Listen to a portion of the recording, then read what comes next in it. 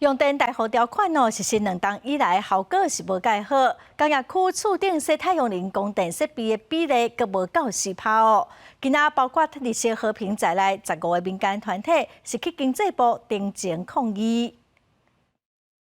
用电大户叫不动，用电大户叫不动，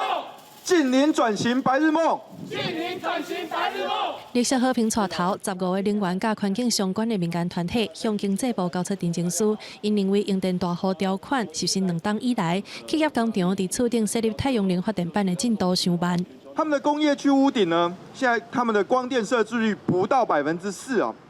而且在条款生效里面的这2年呢，才增加了1%哦。那这是经济部跟能源局非常重大的一个决策失误。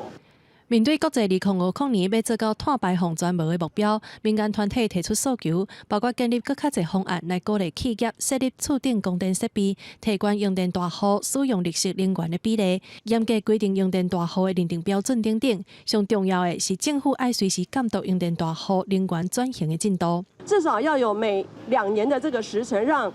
用电大户知道我该怎么准备，要依据政府的资讯公开法，要早点公布用电大户的名单，让全民一起来监督，一起来检视，让他们去尽他们应有的任务。法制的检讨需要一点时间啦哈。那我也非常感谢大家，我们 NGO 其实对我们的绿能的推动给我们很多的建议。那这个部分我们会诚心来把逐条各位提的建议来做一个详细的检讨，但是就是1个月整体法制需要还是不太足够，我们要更完善一点，所以多给我们一点时间。经济部能源局表示，今年会来检讨用电大户条款的实行效果，因为听书复杂，望社会给予因一寡时间。记者麦上英、小桂林台北报道。